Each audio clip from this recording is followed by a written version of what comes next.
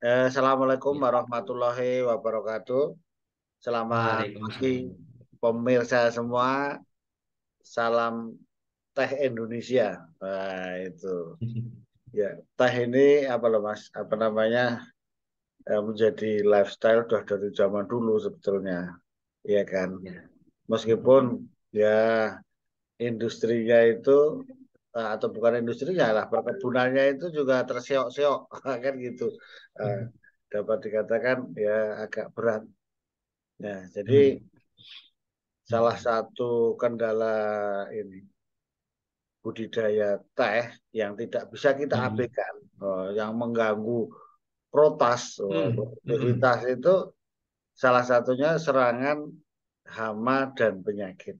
Nah, Ya, ya, setuju ya. kan itu Mas? Oh, itu Setuju, ya. karena ya hamanya banyak, penyakitnya ada Hmm. kan gitu. Ye. Nah, kalau hamanya Hmm. apa Mas? Helopeltis, empuaska, Puaskan, mula jengkal. jengkal, Hmm. terus apa lagi? Itu ya yang sering muncul ya. Hmm. Dan penyakitnya blister blight misalnya. Hmm. Tentunya kan kalau dengan tanaman tahan kan ya agak sedikit ringan pengendaliannya. Tetapi kalau yang sudah terlanjur apa Mas namanya menggunakan klon yang rentan, nah itu kan juga Hmm. eh, Hmm. repot-repot gitu loh. Kan harus dikendalikan apa ceritanya. Hmm. Harus Ya, pengendalian kan ya, nggak mungkin dengan modal tangan saja kan Mas. Nah, dengan modal alat kan gitu. ya. Ya, ini kan itu intronya ini Mas. Nah, alatnya itu kan Hmm. yang kalau bisa yang Hmm. efektif dan efisien. Dan enak nah, Hmm. gitu. Ya, Hmm. kita sudah melihat beberapa waktu yang lalu produk dari Pak Maruto Aji ini kan Hmm. ada produknya itu Biofoger Hmm. ya kan yang Ye. mempunyai apa ya kelebihan kelebihan. Nah, Hmm. nanti mohon dijelaskan itu Ye. Ye. kira-kira. Jadi gimana ceritanya menghasilkan itu biofoger dan Hmm. ini ya Pak Maruto ini apa namanya keunggulannya tadi spesifikasi terutama ya kan. Monggo Ya. silakan. Ya, terima kasih. Assalamualaikum warahmatullahi wabarakatuh. Sebelumnya saya ucapkan Dirgahayu BPTK yang ke-50. Oh, nah. Selamat ya Pak Kapus ya. Ya, selamat semuanya Mas. Ya, bukan saya aja itu ya itu. Ya, tetap semangat dalam Iya. usia 50 tahun. Ya, Jadi ini jadi Pak Maruto Aji, jadi sebelum hmm, pas ulang tahun ini kan, hmm, ini, hmm, ini makanya dalam rangka ini kita apa ya menggali yang sebenarnya sudah ada hmm. kita apa ke masyarakat lagi. Inilah salah satu kegiatannya gitu. Ya, ya, ya. Kita ekspos Hmm, lagi. hmm, hmm. Ya, silakan Pak Oke. Maruto. Ya, ini saya izin share dulu biar nanti kelihatan apa yang ditampilkan ya Pak ya. Oke. Hmm. Nah,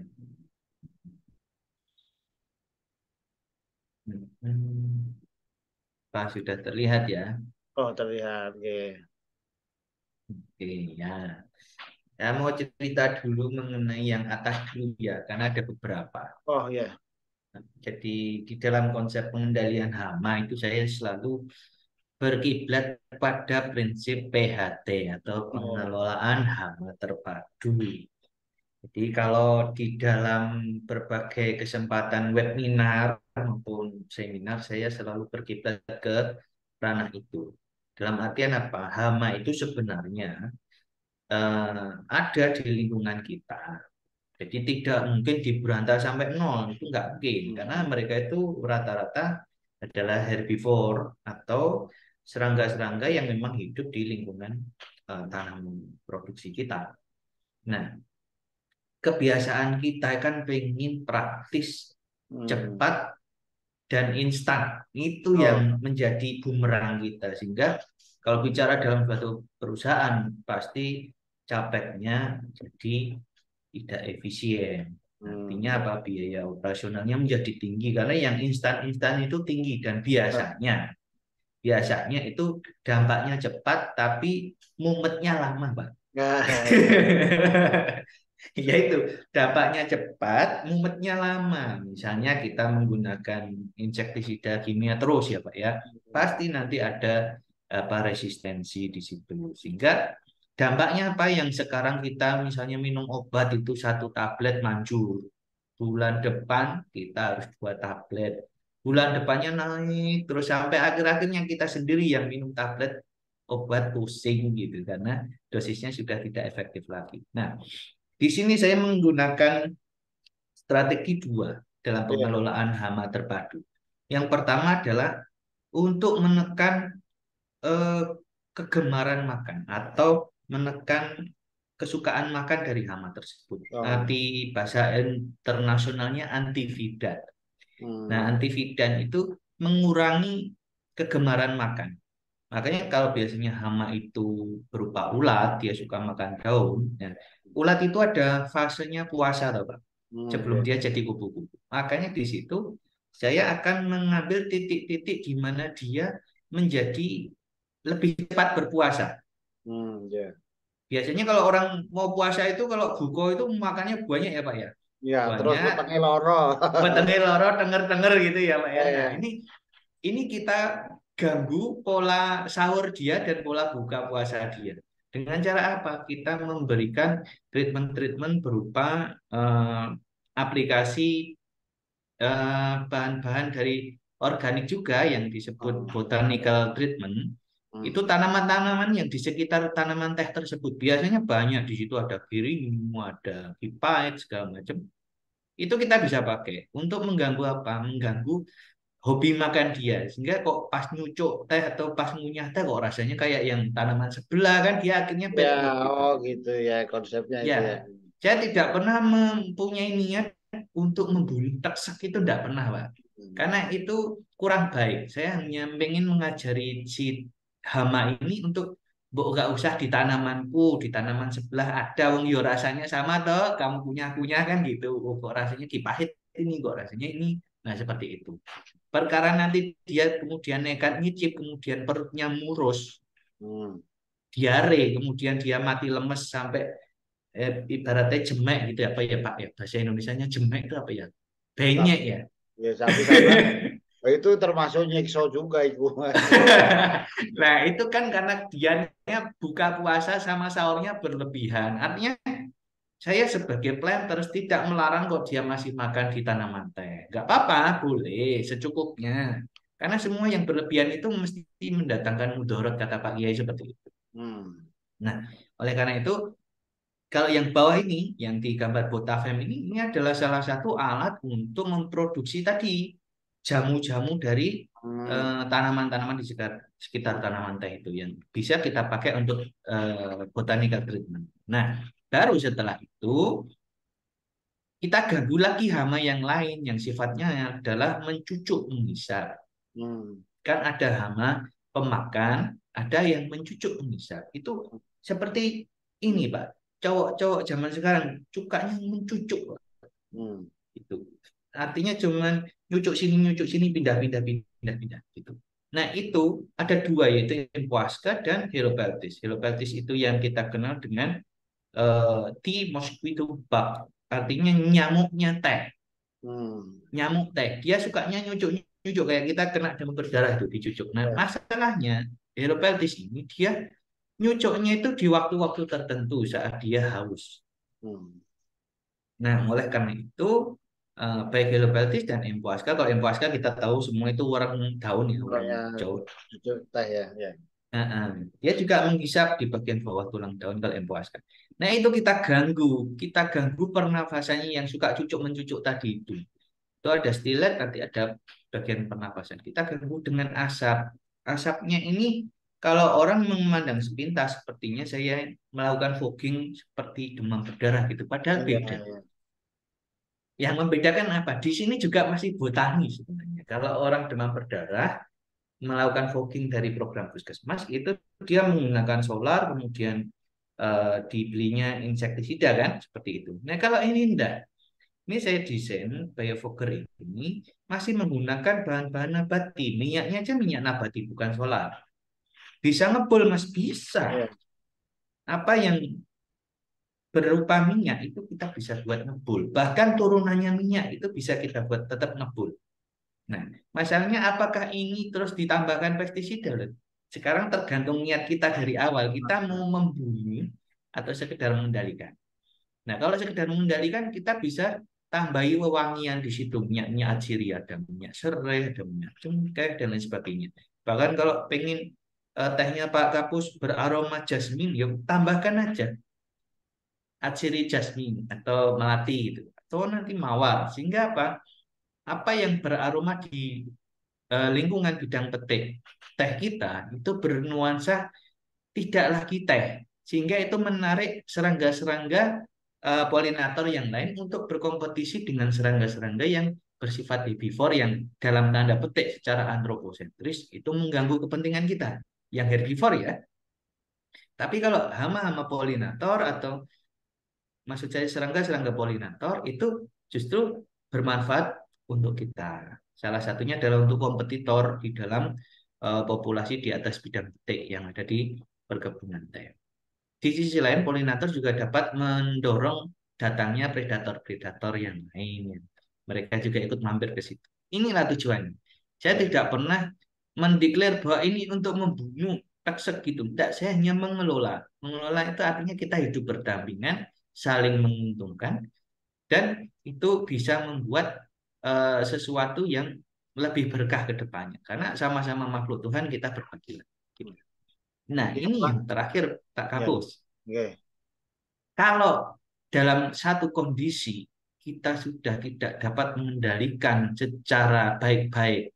Kalau orang Jawa itu ada omong-omong, ameng-ameng, kari dewe, diamuk, Pak. Hmm. Saya akan menggunakan bom biologis ini. Apa itu biological weapon? Ini saya menggunakan penyakitnya si hama serangga tersebut. Serangga hama itu saya akan cermati, kalau dia punya panu ini saya perbanyak ini panunya. Kalau orang bisa kena panu ya ini jamur gitu. Saya perbanyak di dalam bioreaktor, kemudian kita tanam si penyakit ini di kebun. Jadi ibaratnya kayak pandemi COVID tadi, virusnya tak perbanyak, saya semprotkan ke desanya si hama itu. Biar apa? Biar yang dia itu peka atau dia itu lemah, terbunuh secara alami oleh patogen atau musuh alaminya penyakit dari hama tersebut. Nah, ini dia dapat sustainable karena apa? Seleksi alam di sini akan berjalan.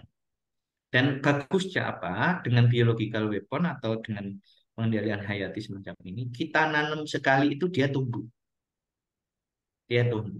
Tumbuh terus-menerus. Sehingga diharapkan kita akan lebih banyak memberikan asupan musuh alami sehingga ke depannya, bulan-bulan berikutnya atau tahun depannya itu kita sudah tidak lagi bergantung pada pestisida sintetik.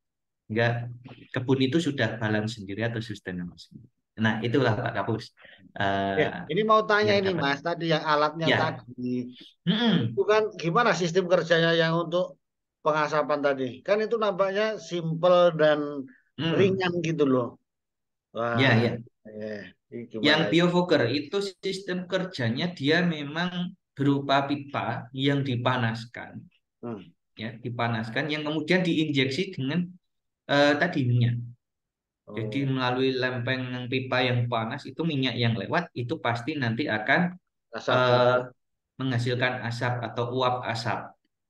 Jadi itu apanya tenaganya pakai gas. Gas LPG, Pak. Ini. Oh, pakai Sementara gas ini masih pakai gas LPG. gas LPG. Terus Mm-mm. apanya apa ya ngasapnya pakai minyak goreng ya itu. Nah, ya, Oh ini gitu ya. kita sementara yang murah itu pakai minyak goreng. Hmm. Karena yang bisa didapat di lingkungan petani kan minyak goreng ya Pak ya. Kalau Ya. saya bilang crude palm oil nanti mereka malah bingung Oh. gitu.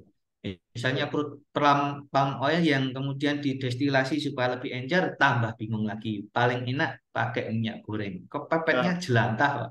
ya minyak tanah, minyak goreng itu kan supaya bisa Iya. ngebulnya. Artinya Thomas Mm-mm. itu kan juga bukan solar, bukan yang dari fosil kan. Bukan. Karena ini masalahnya untuk aplikasi Hmm, di teh ya toh, yang betul. nah, Hmm, supaya tidak mencemari gitu loh. Nah, ya. Hmm, kemudian ringan kecil lah ngasap itu karena memang pakai gas hmm, itu tadi, pakai gas. ya. Ini bahan bakarnya gas LPG nih ada di sini. Iya, uji. Nah ini Nah, itu mas, ngirit, Pak. Ngirit, Pak. Satu kaleng itu sehektar cukup, Pak. oh gitu. Ini untuk teh ya, untuk teh ya. Nah, kan. Untuk teh, untuk teh. Kalau untuk sawit mungkin jalannya lebih cepat, lebih ngirit lagi, Pak. Itu untuk bibitan, untuk bibitan. Oh gitu, ya, ya, ya. Ya. Nah Mm-mm. inilah pertanyaan paling penting sebenarnya. Wah, Mm-mm. dari alat itu, alat kita sebut aja biofogger ya. Mm-mm. Jadi Mm-mm. alatnya itu ada 2 kilo, Pak Maroto. Beratnya, Iya. kalau beratnya itu kalau diukur dari volume ini minyaknya sendiri ini kan 2 liter. Pastilah Ya. kalau full tank dia 2 kilo adalah. Tapi kan termasuk ringan loh kalau saya ngendalikan Ya, hama di kelapa sawit mm-mm. wah pakai yang apalagi yang pakai bio itu K22 bio. Mm-mm. Wah itu harus Ya, dua ya. orang tiga orang mas kan gitu. Mm-mm. Ya, Dan jadi ini rangkanya rangka aluminium sehingga yang kalau total logam ini semuanya nggak sampai 5 kiloan. ya. Nah, pokoknya satu orang sudah Mm-mm. sampean uji dulu kan dah enak lah orang nggak capek nggak apa Ya, kan itu kan gitu. Nah, betul. ini yang tadi pertanyaan saya belum saya sampaikan. Apakah Apa? alat Hmm. ini bisa Mm-mm. digunakan untuk komoditas lain, tanaman lain yang ya mungkin tidak tinggi-tinggi amat. Kelapa Oh sawit iya, kan masih masih bisa nampaknya ini. ya. Kalau kelapa sawit otomatis di wilayah pembibitan kalau memang terjadi serangan hama pasti bisa banget Pak kalau untuk kelapa sawit. Ya, Jangankan kelapa sawit, untuk budidaya cabai, terong, tomat, bahkan tembakau cerutu yang biasa di dalam apa itu? Di dalam net ya, di nanti dalam ya. waring. Nah, itu kan dia sering diserang kutu kebul. Nah, kutu kebul itu Ya. pengendaliannya ya dikebulin kayak ini nih. Salah satunya. Nah itu. Asal Mas asal jangan nasi kebuli Mas. Oh beda Pak. Kebuli. Itu Oh, saya suka juga.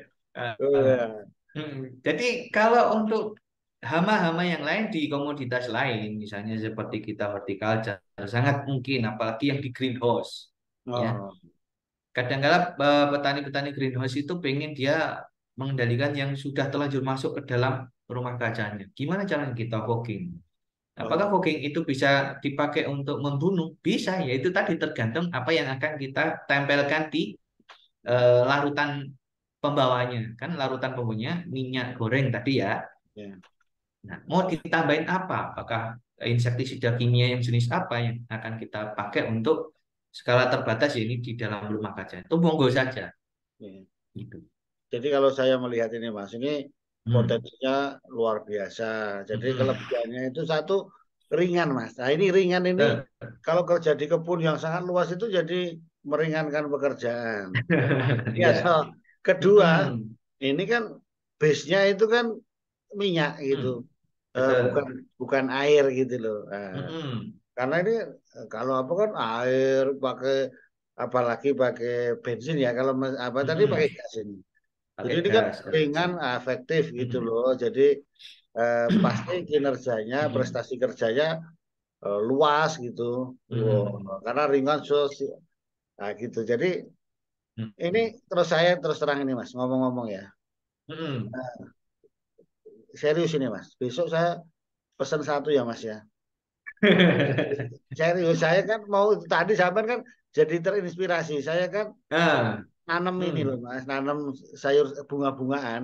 Eh, Hmm. Hmm. apa ya Hmm. namanya tanaman hias lumayan banyak sih kan gitu. Ah. Ah. Wah itu kan Hmm. kadang terserang hama juga kutu putih apa gitu. Hmm. Maksudnya saya praktekkan kan gitu. Hmm. Tapi Boleh harganya Pak. Hmm. diatur ya kan. Kalau Hmm. apa ya kan Mas. Ya betul. Itu Ya. yang penting prosedurnya sama untuk pesan itu. Silakan hubungi bagian marketing PPTK kampung. Oh iya iya. Pokoknya pokoknya sudah Ya. bisa pesan ya, sudah bisa Sudah pesan. bisa pesan, silakan. Nanti boleh Oh, diklik link nomor ya, kontaknya nanti di bawah ya, ini ya. Ini ya nanti untuk hubungi artinya hubungi saya juga bisa ya oh, kan. boleh dengan Bapak boleh. Iya. Ya, jadi ini mau saya ini Mas praktekkan apa? Mm-mm. Kawan saya yang punya pembibitan kelapa sawit mau saya kasih Mm-mm. ini Nggih, efek nggih, nggih. pengendalian Mm-mm. kumbang malam apogonia maupun ini Mas bercak Ya. daun. Mm-mm. Oh, ringan. Gitu. Mm-mm. Nggih. Ngomong-ngomong ini Mas, untuk demam berdarah kan juga bisa ini Mas. Duh, justru bisa banget. Aduh, iya. Loh, ini tuh saya desain itu maksudnya dengan apa bisa dipakai minyak goreng itu artinya dengan solar seperti yang dilakukan puskesmas terdekat itu pun bisa banget. Bahkan Iya. ini saya membuat terobosan satu lagi Pak Kapus terkait dengan pelarutnya karena ada beberapa stakeholder itu masih khawatir kalau yang kita foggingkan itu minyak goreng apakah nanti di seduhan tehnya itu nggak ngelengo gitu. Padahal memang enggak Iya. sih. Tapi ya Iya. biasanya ada orang itu insecure gitu ya sudah paranoid dulu dengan minyak yang disemprotkan. Takutnya nanti tehnya jadi ngelengo gitu kalau diseduh. Nah, Oh. ini saya punya pelarutnya water base. Oh iya. Tetap pakai air, tapi komposisinya ada penambahannya di situ yang membuat dia ngebul. Bahkan alat ini dengan air pun bisa difoggingkan loh Pak. Cuman Oh. bahayanya Pak, nggak kelihatan kalau air itu. Oh iya. Iya. Nggak kelihatan, dia transparan bener. Makanya harus saya beri sesuatu yang membuat dia tampak ngebul. Oh. Prinsipnya tetap air dan nanti dosisnya tetap sama 2 liter per hektar dengan Iya. pelarut itu. Tapi nanti itu produk yang berbeda di luar bioboker ini. Kita jual Oke. pelarutnya juga nanti ya Pak ya. Nah itu iya nanti lah itu foggingnya itu kan apa main-main itu dulu. Jadi Mm-mm. ini kan ini loh ngomong-ngomong ini Pak Maruto nanti kalau belum Hmm. ada yang jelas penggunaannya kita adakan training loh Mas. Nah training Hmm. Ya. mana Mm-mm. apa menggunakan itu gitu kira-kira. Mm-mm. Betul. Jadi, supaya lebih memasyarakat ya karena harganya Mm-mm. kan terjangkau gitu. Betul. Jadi, Ya. Dan memang untuk operasi alat ini sama seperti alat-alat yang lain, misalnya whistleblower atau apa, semua itu perlu mencoba dulu dan berlatih. iya. Orang nggak bisa tiba-tiba mengendarai pesawat tempurnya mesti jiblok. Artinya Oh, kalau sudah terbiasa, pasti akan tahu nikmatnya menggunakan uh, biofokker itu. oh iya, pokoknya iya, iya. Mas coba Hmm. share screen-nya ditutup dulu Mas, ya Oke, saya biar tutup kita ya. nampak besar di sini. Ya, Mm-mm. jadi dari obrolan kita, kalau istilahnya sekarang podcast Mas, iya kan. Ya, Itu ya, ya. kalau saya rangkum itu kan tadi Hmm. basicnya adalah pengendalian hayati ya BHT itu, Hmm. makanya salah satunya adalah seperti anti feedan atau anti feeding Mas itu Mas itu. Ya ada anti feedan, ada anti feeding. Kalau untuk hamnya anti feeding, kalau untuk bendanya yang dipakai untuk membuat dia nggak makan anti feedan. Oh, jadi kan itu ada alat aplikasinya kan biofogger tadi. Dan Mm-mm. ternyata bisa diaplikasikan untuk pengendalian eh, hayati maupun kimiawi dengan Betul. yang Mm-mm. beberapa kelebihan tadi yang Mm-mm. ringan, tidak berisik, tidak Mm. menggunakan air. Nah, itu penting Mas. Kalau Mm-mm. di kebun Betul. menggunakan air itu udah repot sendiri juga. Terus Mm-mm. ringan itu tadi prestasi kerjanya jadi eh, Mm-mm. meningkat. Jadi yang Ya. 1 hektar ya cuma sebentar aja. Kalau pakai berat itu kan udah berat, Mas. Ya. Dan yang paling penting hubungi kami Mm-mm. di PPTK Gambung untuk mendapatkan alat ini maupun trainingnya tentunya. Itu yang Pasti. paling penting. Terima kasih Pak Mm-mm. Tri Maruto Aji. Ini Sama-sama Pak. peneliti dari hama penyakit atau proteksi tanaman PPTK Kampung. Terima kasih, Ya. mudah-mudahan bermanfaat bagi Mm-mm. dunia pertanian secara umum ini khususnya. Amin, amin, amin. Oke, terima Mm-mm. kasih. Assalamualaikum Ye. warahmatullahi wabarakatuh. Waalaikumsalam warahmatullahi wabarakatuh.